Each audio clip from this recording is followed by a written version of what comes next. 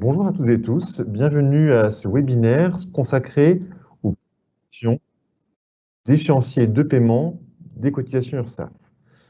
Ce webinaire est organisé par l'URSSAF en partenariat avec les organisations professionnelles, MEDEF, CPME, U2P, ainsi qu'avec le Conseil supérieur de l'Ordre des experts comptables. Je me présente, Yannick Galamgar, directeur de l'URSSAF Caisse nationale. Je vais animer ce webinaire en compagnie d'Emmanuel Delachery. Bonjour. Donc Emmanuel Delachery, je suis directeur de la réglementation, du recouvrement et du contrôle au sein de l'URSSAF Caisse nationale. Donc, au cours de ce séminaire, tout d'abord, nous allons vous présenter la manière dont vont fonctionner ces propositions d'échéancier de paiement. Nos partenaires, organisations professionnelles et experts comptables interviendront ensuite. Et bien entendu, tout au long de ce webinaire, vous pouvez poser des questions auxquelles nous répondrons dans un troisième temps. Alors, j'en viens à cette présentation sur les propositions d'échéancier de paiement. Tout d'abord, il faut vous dire comment ça va se passer. Donc, tout d'abord, une rapide mise en contexte, puis nous allons répondre aux grandes questions. À qui s'adressent ces propositions, les grands principes, comment votre URSSAF vous accompagnera dans ces démarches, comment vous pourrez renégocier ces échéanciers, et enfin, question qui est souvent posée, comment se passeront les éventuelles remises de dettes. Alors, tout d'abord, le contexte. Donc, ce dispositif de plan d'appurement a été prévu par la loi, c'est-à-dire que pour l'ensemble de ces reports de cotisations exceptionnels qui ont été mis en place pendant la crise Covid et qui continuent à être mis en place, des échéanciers de paiement seront bien entendu prévus pour permettre aux employeurs d'étaler le paiement de ces cotisations. Plusieurs principes. Le premier principe, c'est d'avoir quelque chose d'aussi simple et lisible que possible. Et donc, bien entendu, dans le cadre de ces échéanciers, nous proposerons des échéanciers qui engloberont non seulement les dettes nées pendant la crise, mais aussi les dettes qui pouvaient exister antérieurement à la crise pour l'entreprise. Deuxième principe, être proactif. C'est-à-dire que l'entreprise, l'employeur, l'association n'a pas à nous contacter pour obtenir ces échéanciers. Nous contacterons nous-mêmes l'employeur pour proposer ces échéanciers. Et donc, les employeurs vont recevoir progressivement ces échéanciers. Autre principe important, avoir des échéanciers personnalisés, adaptés à la situation de l'entreprise. L'idée est d'avoir des échéanciers d'autant plus longs que la dette de l'employeur est importante, avoir des échéanciers qui soient d'autant plus importants que le nombre d'impayés, d'échéances impayées a été important. Autre principe important, le souhait d'être dans un dispositif qui laisse la place au dialogue entre l'URSSAF et l'employeur. Dès que l'employeur reçoit sa proposition d'échéancier de la part de l'URSSAF, il a un mois pour répondre à l'URSSAF. Si la proposition qui lui est faite lui convient, il n'a pas à répondre et ça se met en place. Si cette proposition ne lui convient pas, il peut bien entendu renégocier la durée, renégocier les montants des échéances. Et enfin, si cette proposition arrive à un moment où l'employeur se sent encore trop fragilisé pour envisager la mise en place de ce plan d'appurement, de cet échéancier, il peut contacter l'URSSAF et l'informer du fait que cet échéancier arrive trop tôt et qu'il souhaite être contacté ultérieurement pour mettre en place cet échéancier. Donc voilà pour le contexte. Nous en venons maintenant à la question à qui s'adressent ces propositions. Alors, dans un premier temps, le dispositif s'adresse aux employeurs du secteur privé de moins de 250 salariés qui ont contracté au moins une dette, c'est-à-dire qui ont au moins reporté une fois le paiement de leurs cotisations depuis mars 2020 et qui ne relèvent pas des secteurs touchés par les restrictions sanitaires et qui, dans ce cadre, bénéficient d'exonération et d'aide au paiement. Donc là, on est bien sur la période entre février et mai 2021. Donc, pour les employeurs qui relèvent des secteurs qui sont éligibles aux exonérations et aux aides, l'idée, c'est qu'il convient d'attendre qu'ils aient tous pu effectuer leur déclaration, que leur dette soit stabilisée, et c'est seulement dans un second temps qu'ils recevront une proposition. Et très concrètement, le calendrier d'envoi des propositions à ces employeurs, eh bien, il dépendra de l'évolution de la situation sanitaire. Par ailleurs, les grandes entreprises ne sont pas concernées par le dispositif d'envoi des propositions de plan d'appurement. Elles sont contactées individuellement par les URSSAF, et dans ce cadre-là, une négociation s'engage de manière à ce qu'un délai négocié puisse être mis en place. Alors, les grands principes de ces propositions de plan d'appurement sont les suivants. Il s'agit d'une proposition automatique de l'échéancier par l'URSSAF qui prend en compte l'évolution de la situation sanitaire économique, et donc on va avoir des échéanciers progressifs en fonction de la situation économique des employeurs. Autrement dit, les premières échéances seront d'un montant moins élevé.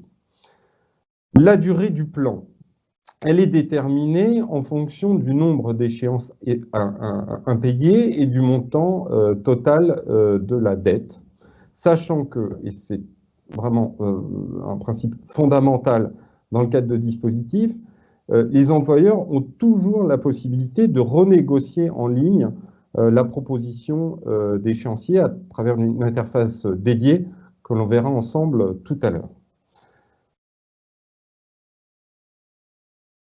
Pour les employeurs qui ont également des dettes fiscales, un dispositif coordonné a été mis en place entre l'URSSAF et l'administration fiscale qui permet, sur la base de l'ensemble des éléments disponibles, dette sociale, dette fiscale, chiffre d'affaires, masse salariale, de proposer des délais plus longs qui seront de 12, 24 ou 36 mois en fonction de la situation de l'entreprise.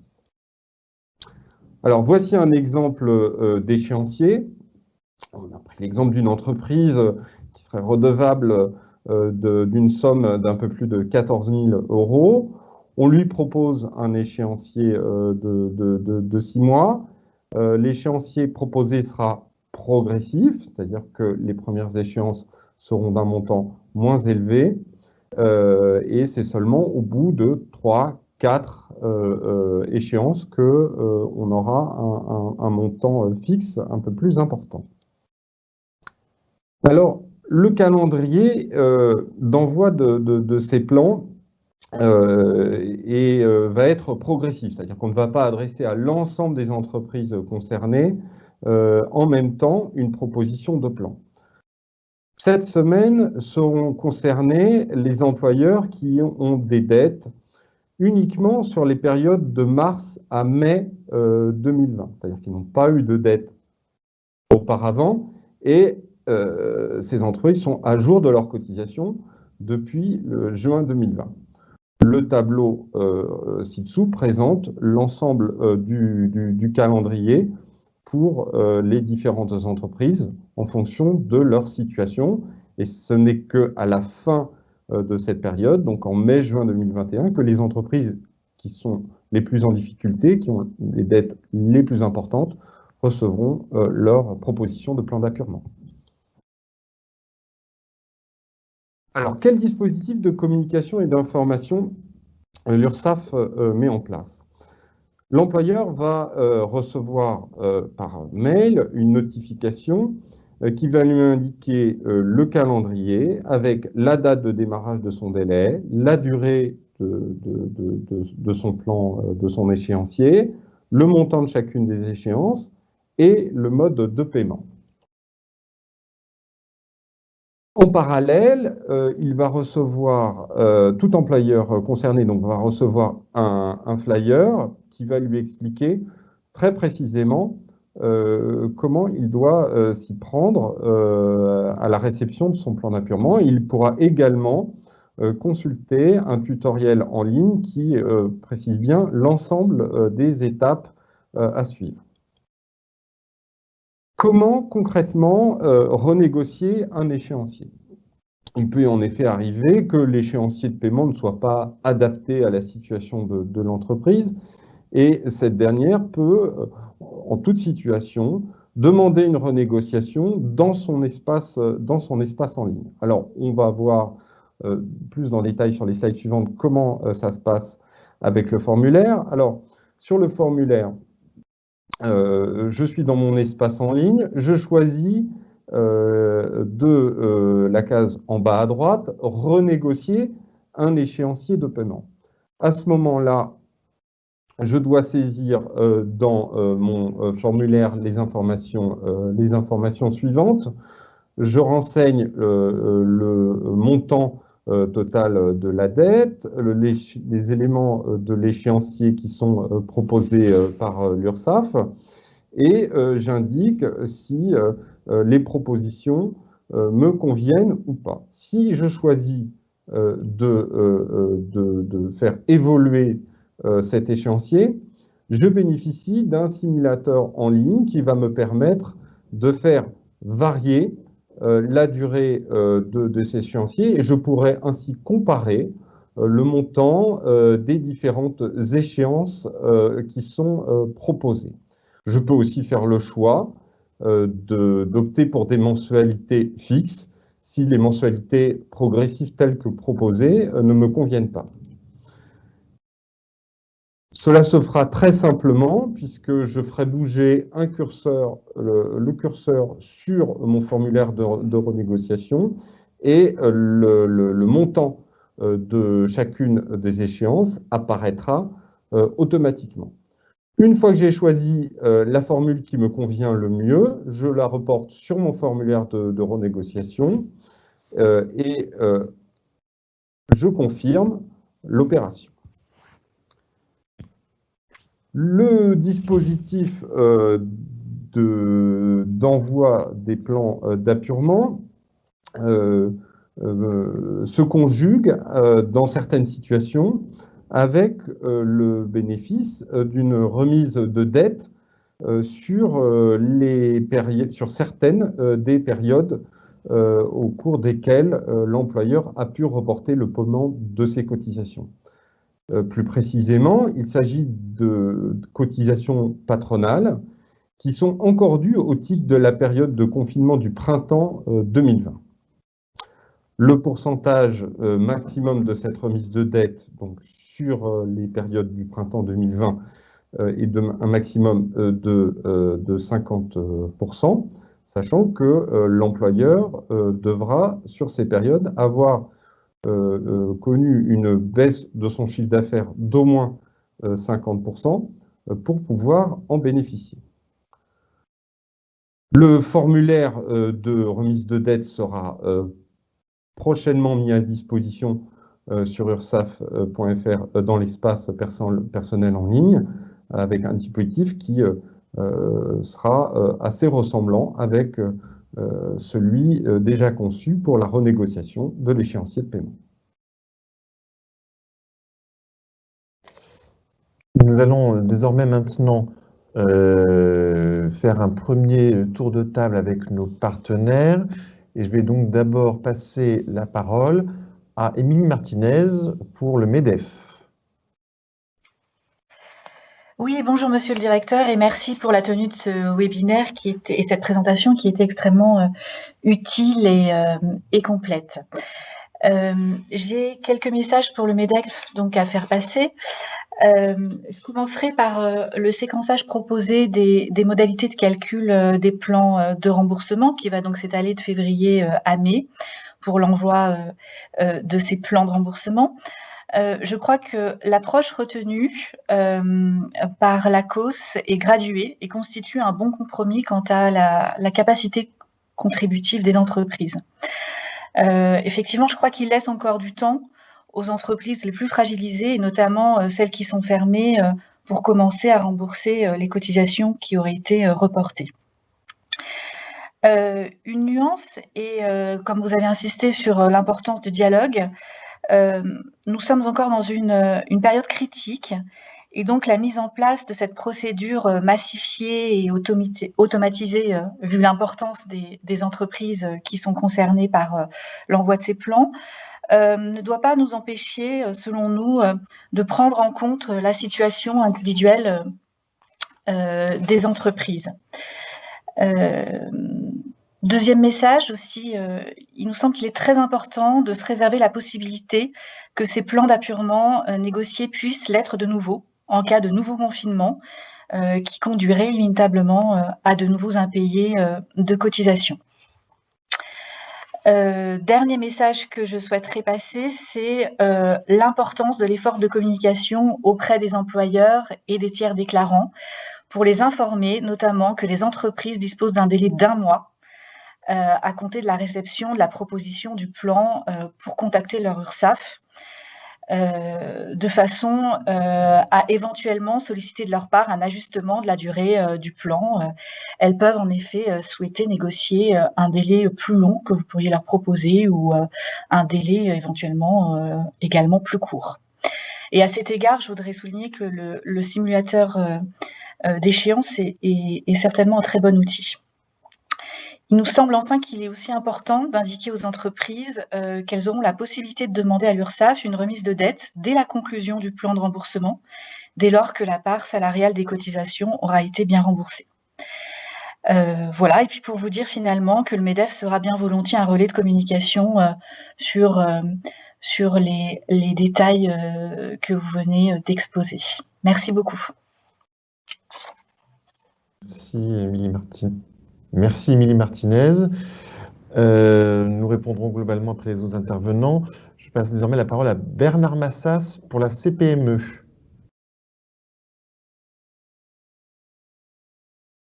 Avec M. Massas, est-ce que M. Pinault pour l'U2P? Non. Voilà, on a aussi un problème de connexion avec M. Pinault pour l'U2P. Du coup, je vais passer directement la parole à M. Jean-Luc Mort pour l'ordre des experts comptables. Oui, bonjour à tous. Merci, Monsieur le Directeur, de nous avoir invités à ce webinaire. Bien évidemment, tous les efforts et toutes les mesures qui ont été prises par l'URSSAF, notamment en matière d'échéancier de paiement, sont appréciés par les entreprises et plus particulièrement par les clients des experts comptables qui sont essentiellement constitués de TPE. Et bien évidemment, l'ensemble des experts comptables sera présent aux côtés de ces clients TPE pour mettre en œuvre ces échéanciers et nous souhaiterions effectivement également pouvoir être en relais avec les URSSAF. Et plus particulièrement, l'automatisme nous paraît être un bon système, quoique il nous semblerait quand même important que nous ayons en tant qu'experts comptables éventuellement un numéro vert pour pouvoir vous contacter, parce que très souvent l'automatisme, sans avoir un contact direct, il y a comme des cas particuliers et il paraît important de pouvoir avoir un accès, je dirais, direct pour les experts comptables. Bien évidemment, nous avons également quelques réflexions sur la mise en œuvre de cet échéancier, plus particulièrement quand il doit être mis en œuvre avec l'administration fiscale. Que se passera-t-il si l'un de nos clients ne respectait pas l'un des échéanciers, soit social, soit fiscal? Seront-ils tous les deux mis en cause ou remis en cause? Donc, nous pensons qu'il y a toute une série de petits points de détail qu'il faudra bien évidemment discuter et c'est pour ça que nous avons besoin d'avoir un contact direct avec les URSSAF. Quoi qu'il en soit, nous apprécions que cet échéancier puisse se mettre en place pour les entreprises et bien évidemment, je suis totalement en accord avec ce qu'a dit Mme Martinez au titre du MEDEF pour la mise en œuvre de ce plan et plus particulièrement également pour tout ce qui concernerait éventuellement une nouvelle période de confinement. Voilà. Je remercie Mme Martinez et M. Mort de leurs interventions. M. Pinault, qui n'a pas pu se contacter, M. Pinault pour l'U2P, nous a également transmis des éléments d'intervention. Nous allons essayer, avec Emmanuel Delachry, de répondre déjà à certains points mis en avant par Mme Martinez, M. Mort ou M. Pinault. Alors, le premier point concernait, je dirais, le caractère progressif et adaptable de ces propositions de plan en fonction du contexte. Bien entendu, le calendrier que nous avons indiqué est indicatif et nous l'adapterons en cas de nouvelles restrictions sanitaires renforcées. Bien entendu, si une entreprise qui aujourd'hui est susceptible de rentrer dans le dispositif tel qu'il est prévu en mars ou en avril connaissait de nouvelles difficultés et donc de nouvelles dettes, la proposition serait décalée. Et par ailleurs, là aussi, pour répondre à une observation de Mme Martinez, en cas de difficulté supplémentaire d'une entreprise qui aurait conclu un échéancier et qui donc ne pourrait pas le respecter, qui reconnaîtrait un nouvel impayé, l'idée n'est pas de, je dirais, rompre cet échange, mais de automatiquement ajuster l'échéancier en reportant l'échéance que l'entreprise ne serait pas en situation de payer, et l'URSSAF pourra contacter l'entreprise dans cette situation. Emmanuel, tu peux compléter certains points, notamment sur le lien avec l'administration fiscale ou la réponse apportée aux experts comptables. Oui, tout à fait. Alors, le principe, c'est bien qu'il n'y a aucune rupture d'échéancier à la première difficulté de paiement que pourrait connaître une entreprise, et pas plus dans le cadre d'un échéancier propre à l'URSSAF ou dans le cadre d'un échéancier coordonné avec l'administration fiscale. Je précise d'ailleurs que même si les durées de l'échéancier peuvent être différentes quand ils sont alignés avec l'administration fiscale, qu'en tout état de cause, l'employeur peut demander à renégocier son délai avec l'URSSAF et choisir d'avoir, par exemple, des durées de remboursement, d'étalement différents entre les deux créanciers. Alors maintenant, nous allons en venir aux questions et réponses, enfin questions posées par nos internautes, et puis les réponses que nous allons essayer d'y apporter. Alors, première question, est-ce que les majorations et pénalités de retard sont systématiquement exonérées dans le cadre d'un plan d'appurement? Alors, en effet, la loi a bien prévu un dispositif de remise exceptionnelle des majorations de retard dues par les entreprises. Et donc, dès lors que le plan aura été respecté, eh bien, ces entreprises bénéficieront d'une remise exceptionnelle de l'ensemble des majorations de retard.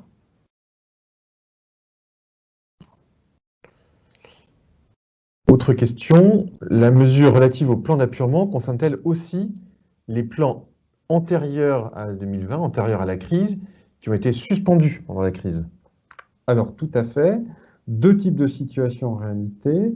Des plans antérieurs à 2020, mais sans dette nouvelle depuis mars 2020. Donc là, les échéanciers ont d'ores et déjà pu être repositionnés et adaptés à la situation des entreprises concernées. Lorsque l'entreprise bénéficiait d'un délai et a dû reporter le paiement de cotisations en 2020, à ce moment-là, l'ensemble des dettes sera reprise dans une seule proposition de plan d'appurement avec les mêmes possibilités de renégociation que celles prévues dans le cadre général.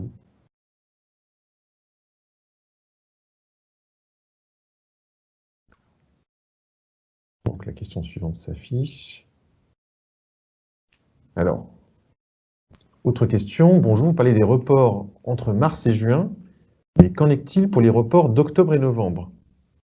Alors, les reports d'octobre et novembre sont également concernés, rentrent également dans le dispositif de proposition de plan d'appurement.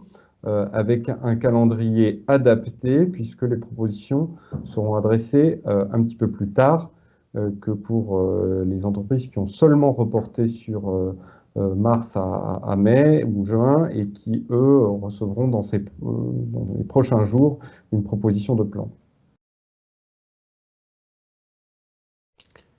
Alors, autre question, ces plans d'appurement concernent-ils les comptes, alors c'est formulé SSI et URSSAF indépendants, alors je reformule parce que tout le monde n'emploie pas forcément les mêmes termes, donc pour que ce soit bien compris de tous nos auditeurs. Est-ce que ça concerne aussi les cotisations personnelles du chef d'entreprise travailleur indépendant? Alors non, effectivement, ce dont on parle aujourd'hui concerne les cotisations sociales dues par l'employeur pour ses salariés. Bien entendu, on est conscient et on s'occupe aussi côté URSSAF des reports qui concernent les cotisations personnelles du travailleur indépendant ou auto-entrepreneur. Là aussi, un dispositif de proposition de plan d'appurement, de plan d'échéancier sera bien proposé aux travailleurs indépendants pour les dettes qu'ils ont contractées sur leurs cotisations personnelles, mais cela viendra plus tard, notamment parce que le dispositif est un peu plus complexe et parce que pour les travailleurs indépendants qui déclarent un revenu annuel, il faut tenir compte de la régularisation qui aura lieu au printemps 2021, entre avril et juin, en fonction des déclarations de revenus 2020 qu'ils auront réalisées. Donc, ce dont on parle aujourd'hui ne les concerne pas, mais l'idée d'un accompagnement proposé par l'URSSAF avec des propositions d'échéancier de l'URSSAF leur sera bien appliquée, mais plus tard. Et bien entendu, cela donnera lieu à un webinaire spécifique pour expliquer comment cela se passe pour les travailleurs indépendants.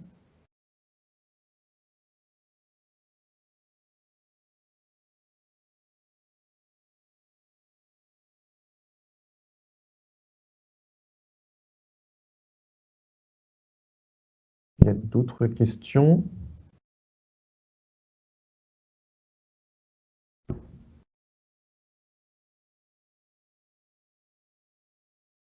Alors, je ne vois pas d'autres questions affichées.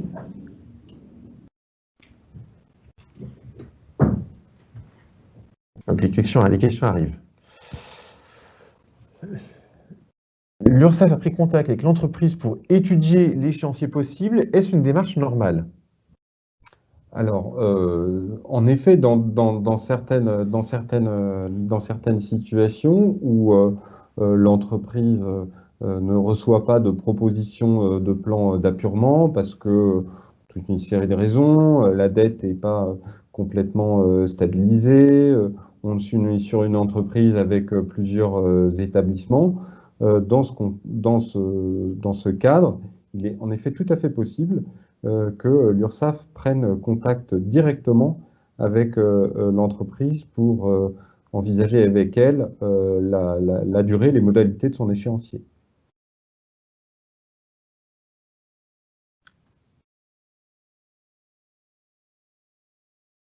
Attendons que la question suivante s'affiche. La proposition de plan d'appurement sera-t-elle envoyée par courrier ou par courriel?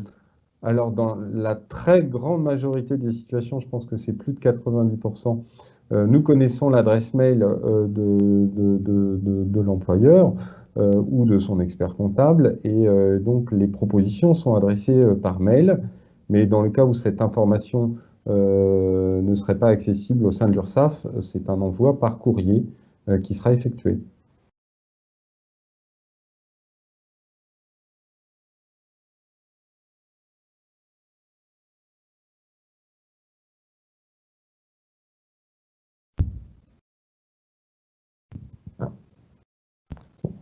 Nous n'avons pas de nouvelles questions de nos internautes. Alors, l'ensemble des questions posées seront présentes, ainsi que les réponses apportées sur la foire aux questions qui accompagnera ce webinaire. Alors, bien entendu, ce webinaire sera accessible en replay.